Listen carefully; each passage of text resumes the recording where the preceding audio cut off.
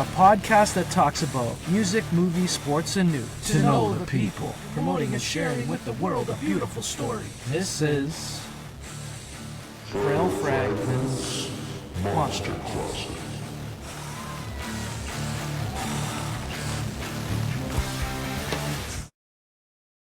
Hey, this is the Monster Closet, episode number 126. It's Thursday, March 27, 2025. We are here with a special guest, singer, songwriter, engineer, producer, Ruben Huzinga from the band Starbeast. Hopefully I got that right, Ruben. How are you, brother? Doing good. How are you? Good, man. A long time. You know, my Ruben story goes way back to, Glue Leg days. Ruben was in a band, Glue Leg, a while back. And, I was a kid with that CD, 95 or 6 or whatever it was. And I would rock out to Clodhopper, I think it was called. And, it was cool because in 97 I was at Edgefest. And I got a chance to see Ruben with Glue Leg at Edgefest. And that was really cool. And it was kind of like a time capsule for me. It's something that I never forgot until my Ruben resurgence happened with his guitarist Anthony Lombardi, because me and Anthony we did a lot of shows together about 15 years ago. He was in a band as a bass player called Asleep Behind the Flame, and they were a kick-ass band who could really pull off System of the Down energy. And we did a lot of shows with them in Toronto and Peterborough, and him and I would chat now and then, and he was telling me he's in a new project called Starbeast, and I said, send it over, I want to hear it. And he played it for me, and I was like, holy shit, man, this is amazing. I haven't really heard anything like this. This is, since I was a kid, it was really comforting, and it felt like the music I liked as a teenager. And it was just, I was just kind of asking myself, where have these guys been? And I knew the singer from somewhere, and I couldn't, pick off who it was. And I said, you know what? It kind of sounds like the guy from Glue Leg. And Anthony, Starbeast was starting to do shows, and Frail Fragment was starting to do shows. And I said, let's just do a tune-up show at Tale of the Junction.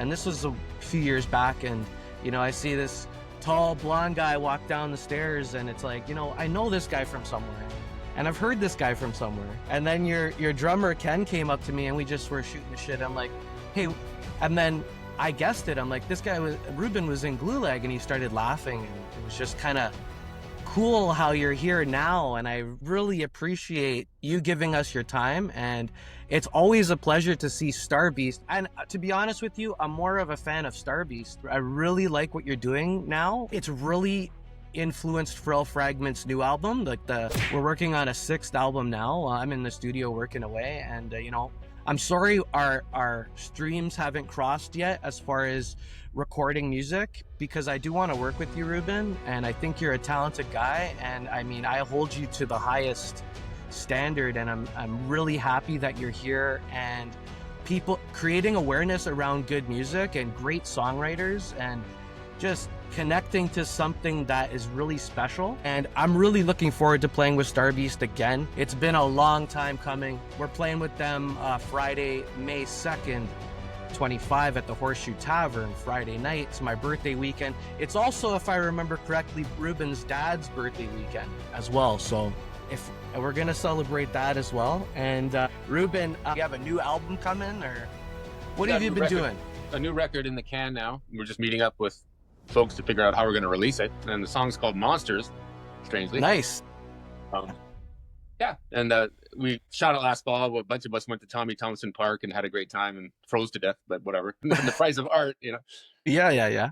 So we just got to figure out how we want to release it. So I'm really excited about it. It's along the same line as the first record, probably expands on it a little bit, but everybody's more involved. The first record was kind of Ken and me, as a COVID project, and this one is like a full band project. So pretty happy. Cool.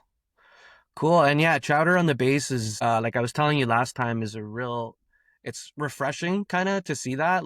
He brings a good energy to your band. It's I don't know how to say it, but it's more he has a spunk to him that I know sometimes we're playing, like I'm singing, and then I'll just turn and go, "What the hell is he doing?" You know? He's always moving, and he's entertaining to watch, and he's a good bass player, man. So I mean, you guys work really well together, and Ken, and like I I wish you all the best, man. The sky's the limits for you guys, and like the world needs to know Starbeast. And yeah, congratulations on this project because it's special to me. And it's encouraged me as well for this new Frail Fragment album. I think I'm more focusing on the melodies, I think. It's not Nice. about, it's not about the intricacy of what's going on, like as far as, you're playing the instruments. It's more like solid melodies. And I can attribute that, and like I can say that that was from playing with you guys and just listening to you guys and having that, just getting slapped in the face with great music, right? I love that, and I want to keep playing shows. Are you guys working with like a record company now? Yeah, we're with a small label called Black Throne Productions, and they put out a lot of underground type stoner doom metal kind of bands. We loosely fit into that because our guitar tones are so heavy. We probably fit more on the grunge side of it because they kind of blur into each other, these genres, and it's been good.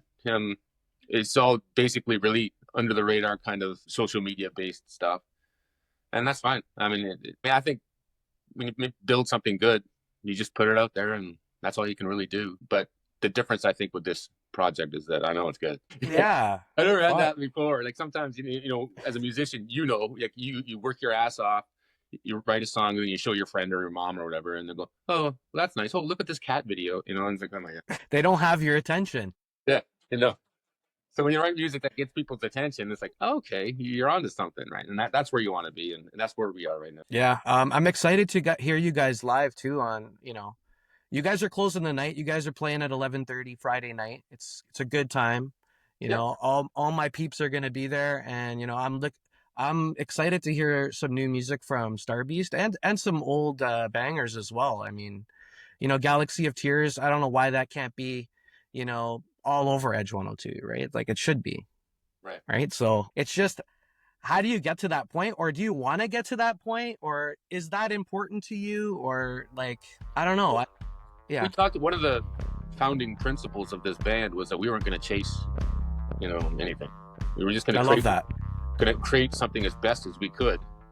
We weren't going to not show people, but we weren't going to be desperate for attention about it, right? Because I think if something's good, people are going to want it, and that's how that works. And the truth is, like, the history is littered with situations where people's music was discovered later. Like look at Nick Drake. He's an acoustic guitar player who died, and then his songs were discovered by a car manufacturer in the 90s, and suddenly he's huge. After you know what I mean? Like, you can't predict that stuff.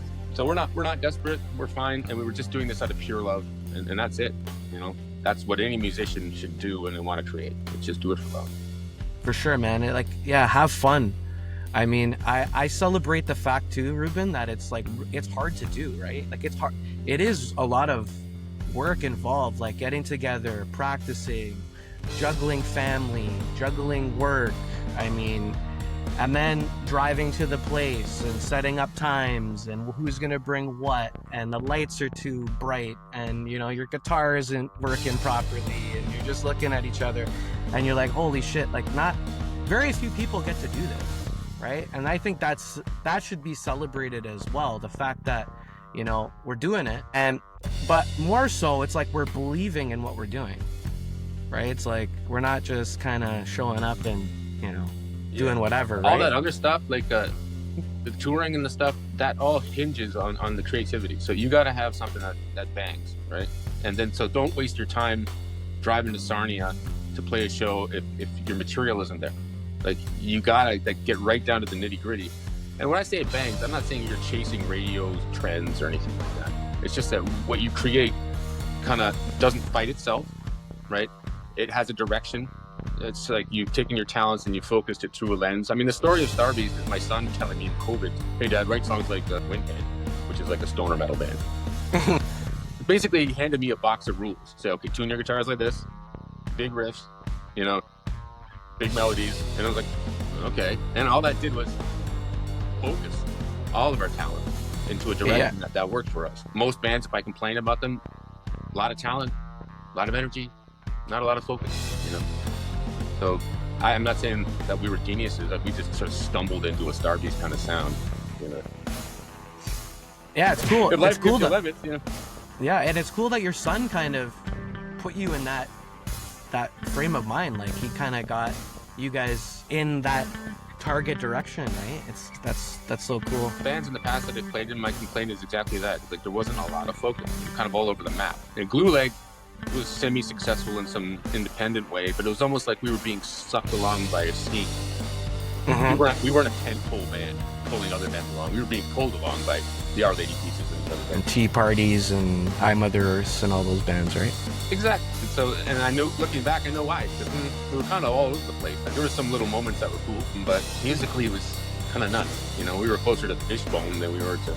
Yeah, it was different. It was different for sure. Like I resonated with Dragonfly, and there was another one. Can't remember what it was, but it was on that album. I think it was a single, right? But those two songs were really kind of, you know, in the frame. And then when I would listen, when I listened to the whole album, yeah, it was very, you know, everywhere. Yeah, exactly. I mean, just because you can do something, you know, you shouldn't. Creative focused work, you got to kind of choose a genre and go with it. And that doesn't mean you should copy people. Like, make it your own. But there's a balance there. Like, you can't suddenly put a jazz standard in the middle of your metal album. You know, it just doesn't make sense. Yeah, and it's something for me. It's like I feel like I'm connecting to something. Yeah. Like when I write something really good, it's like, you know, I don't know how that happened, kind of thing. It's like I've connected to something, and it's the sum of all parts, all the shit I've listened to in the past, and it's like, you know, I don't know what happens, but I hear a song in my head, right? So yeah, a lot of writers say that they're like a conduit rather than the trader, you know. yeah, we're wizards, man. Ruben, I don't want to keep you long, but you guys have a show playing Bovine April 18th. Is that part of the record company with like what you guys are doing? Yeah, Black Throne has a sister company called Fuzzed and Buzzed. And Okay. That's their show, and so we're playing with them that night. It's all sort of a kind of a family affair, and they all get along, and it's kind of great. It's nice to be part of. Nice. That's with Early Tombs, Don't Sell Sarah, and Nightfinger. And if you missed that show, you can come to my birthday show with Starbeast, The Reed Effect, and the Android Meme. Starbeast is closing the show at the Horseshoe Tavern Friday, May 2nd, 2025. If you want to support indie, it's $15 at the door. If you don't, you can contact Ruben or me or whoever and get on the guest list and walk right in and hear some kick-ass music. The Android Meme starts off the night, then Frail Fragment, then the Reed Effect. And dude, the Reed Effect really impressed me, man. Like, I'm having Kirk Reed on the show in a couple of weeks, and I've never heard them live, but that guy, like, he is music as well, right? So it's like, holy shit. I mean, and I know you've worked with him before, right? You recorded, I think, his first album with him, or a couple of albums, but that guy's a talented dude, and those guys are battle tested too. And I mean, they blew me away last year for that birthday party show. So I'm looking forward to that show, Ruben. It's gonna be a fun night. I can't wait to see you, and all the best going forward. You got a video coming out, you got a new album coming out. Please keep me posted. I would love to hear the new album, and you know, all the best, and I'll see you soon. Okay. Bye. This is the Monster Closet, episode number 126, Thursday, March 27th, 2025. We out of here. Peace. Lost in my